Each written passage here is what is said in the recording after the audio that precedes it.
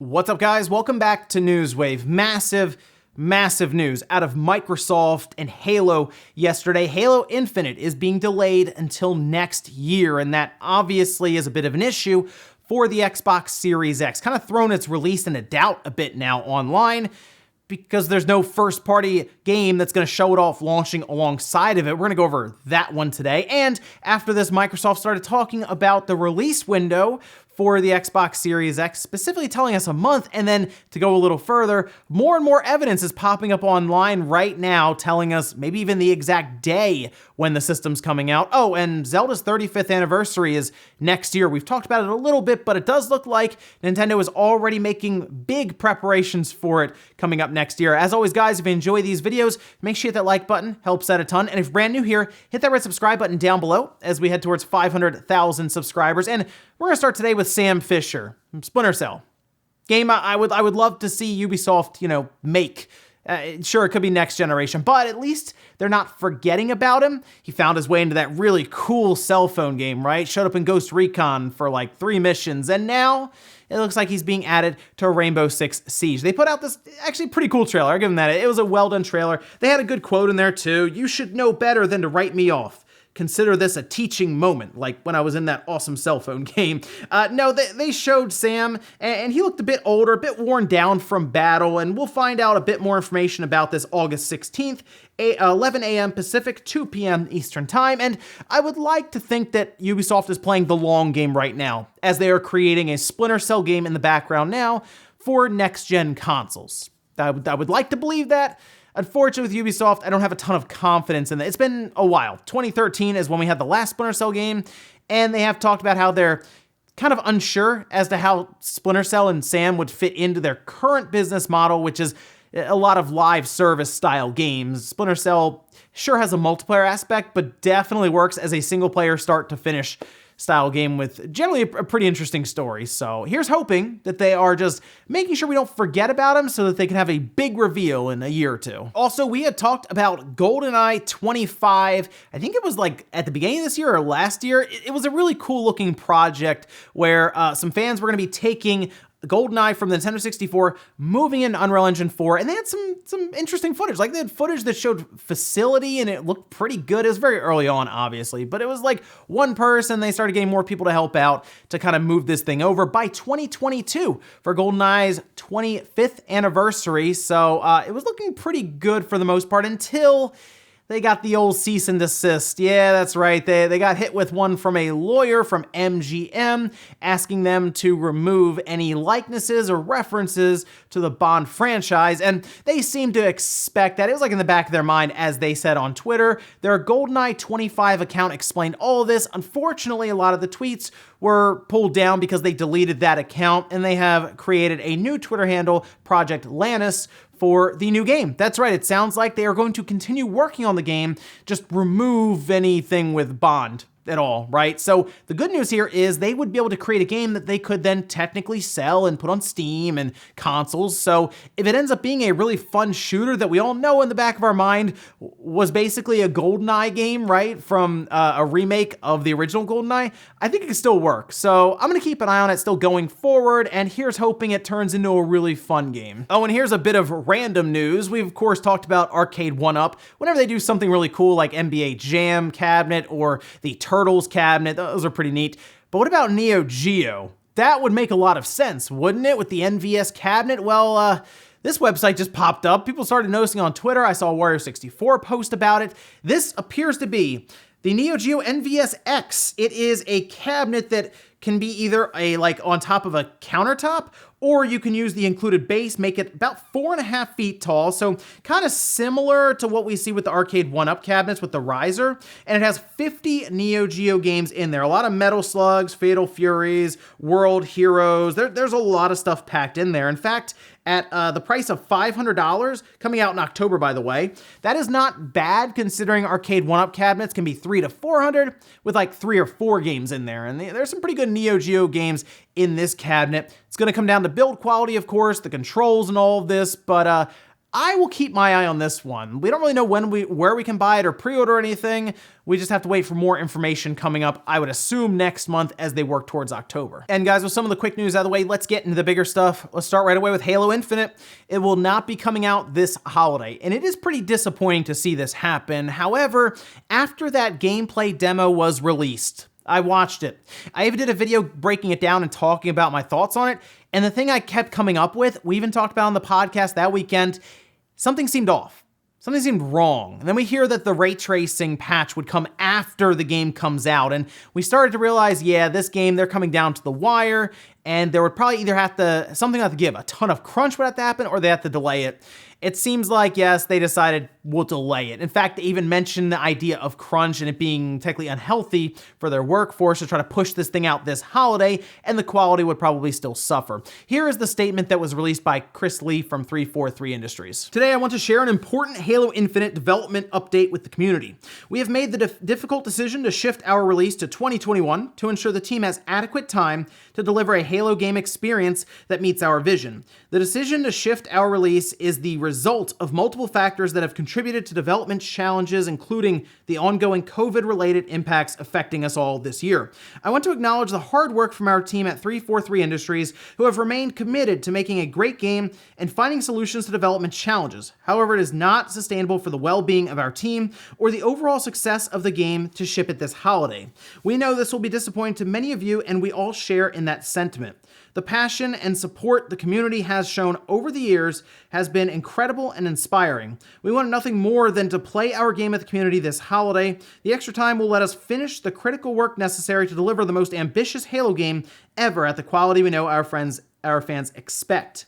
Thank you for your support and understanding. Chris Lee, Studio Head, Halo Infinite 343 Industries. Well, there we are.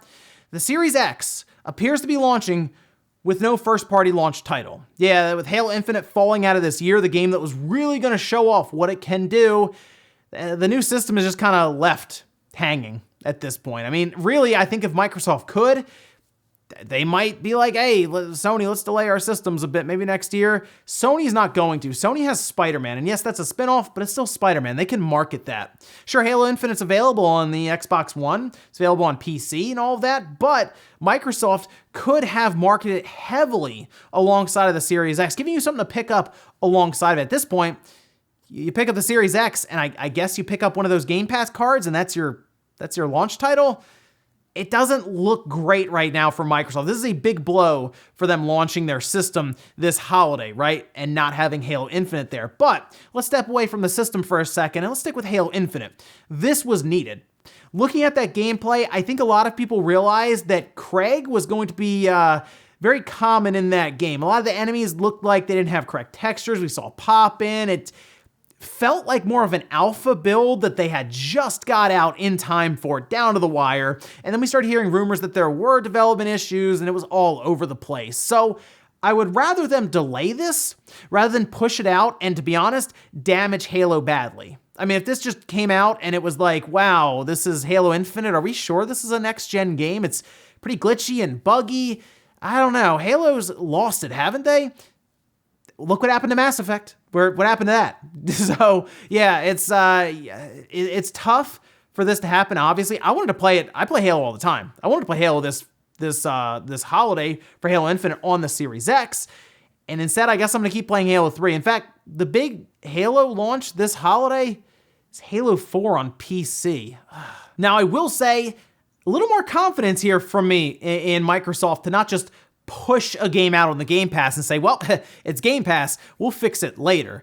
That's been the concern about Game Pass games, is that they will be fix-it-later games, and it seems like, unless Halo Infinite was so broken that it would damage your Xbox and crash constantly, maybe they would have pushed it out if that was the idea of Game Pass. But to see them go, okay, you know what, no, we're going to delay this. It's already been in development for 5 years now? It's going to end up being like a Last of Us 2 development cycle here for Halo Infinite. Now, they, of course, created the new engine and all this, but it is, that is quite the delay. And I think there will still be some more delays coming. COVID has certainly disrupted just the overall gaming development cycles for a lot of studios. It really has. Remote work for a project like Halo Infinite has been difficult. It seems obvious at this point because it's been delayed, but even before then, from what we were hearing, yeah, it didn't seem like it was gonna come out, and with like plenty of time to spare, they're gonna be popping champagne a month before going gold.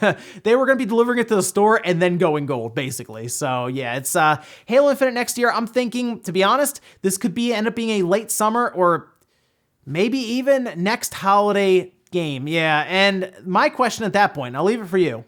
If we get that far out, like a year out, and it's like holiday 2021, do they still release it on the original Xbox One VCR? Because there is always a possibility that the development for so many variations of the Xbox could have even hurt them in development there. So at that point, you drop those in a year, you bring up Halo Infinite, it's just a Series S and a Series X game. Let me know what you think about that idea there. But yes, big blow for the Series X and even Game Pass this holiday.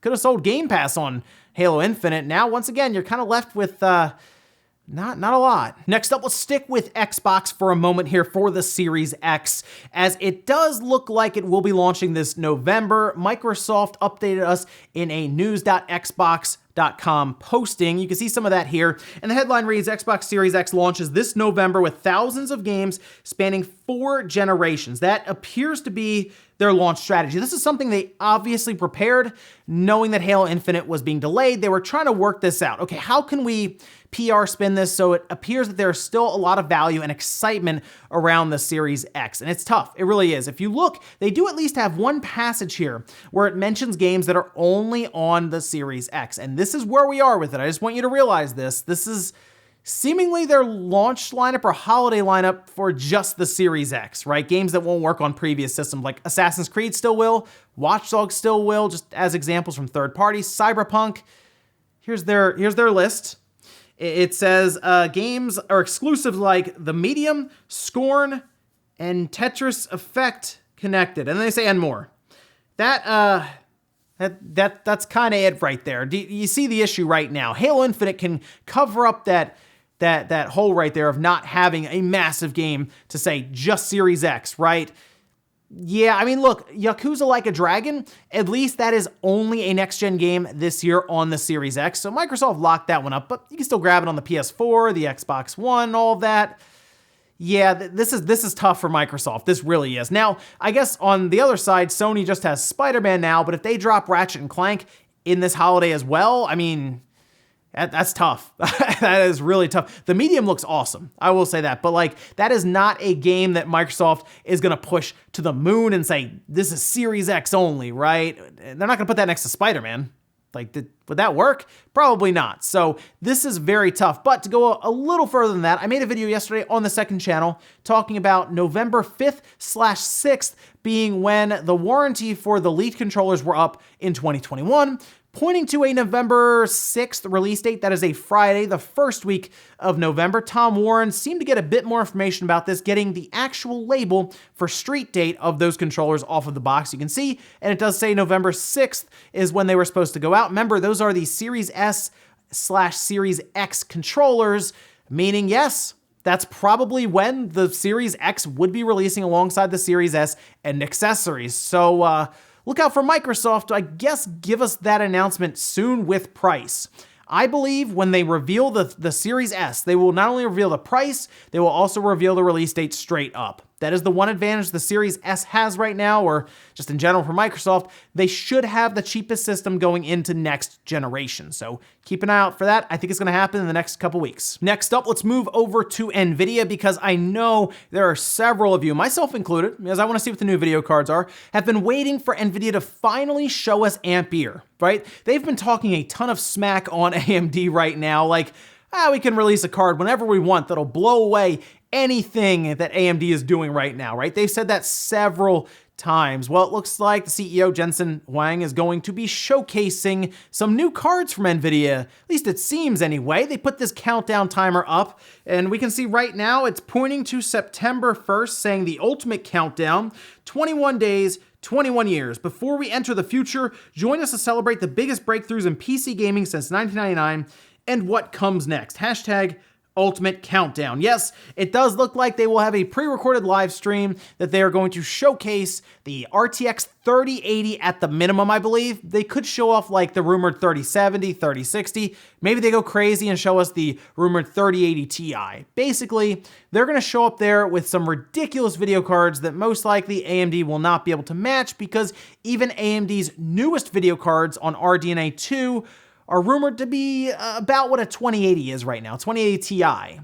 Nvidia is going to be seemingly jumping about 30 to 40% above that even with these new cards. I'll be more curious if they just show up with the big video card like the 3080 or the 3080 Ti, or if they also talk a bit about the low end of the market. I would like to hear more about the budget end from Nvidia, because that seems to be where AMD is targeting, and I would like to see Nvidia show up with a bit more competition in that sector, because Nvidia's prices for the cards are just insane right now. So like a 3060, that could be compelling, right? To see how that matches up against AMD. But look out for that, and get your wallets ready, because most likely September 1st is when they will announce it. And then just a few weeks later on in September, they will probably go up for pre-order and sale. And in our last bit of news, let's talk about the Zelda 35th anniversary that is set to take place next year. I think if the whole COVID situation that was messing up development cycles wasn't going on right now, I feel like we would already have heard about that Mario 3D collection. Of course, the theme park would have already been open in Japan. It would have been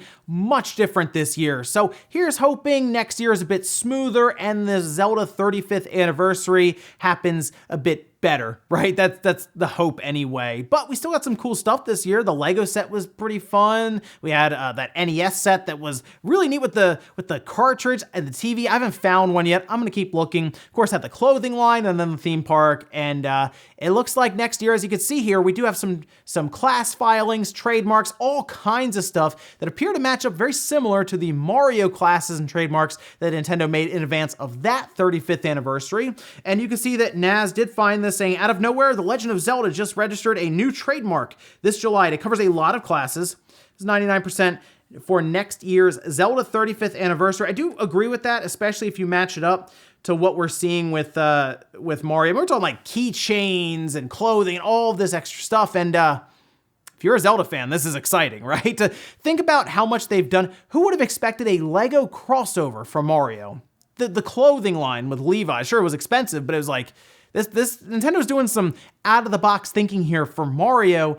Zelda's pretty big. That is a big franchise, right? So I'm excited to see what they do with it. And then, of course, my hope is that we lead to that big Zelda collection. You just throw a bunch of stuff in there, like the rumored 3D collection for Mario, remake something like we saw with that GameCube collection where they had Ocarina, Majora's Mask 1 and 2. Maybe do some of that kind of stuff, and maybe just do like the 3D Zeldas where you also throw in like Wind Waker and Twilight Princess. They could get crazy with it. But I'm really excited for some of the other crossovers that they could do, because I don't think they'll do the exact same thing. Like, I don't think there'll be a Lego set for Link or something, right?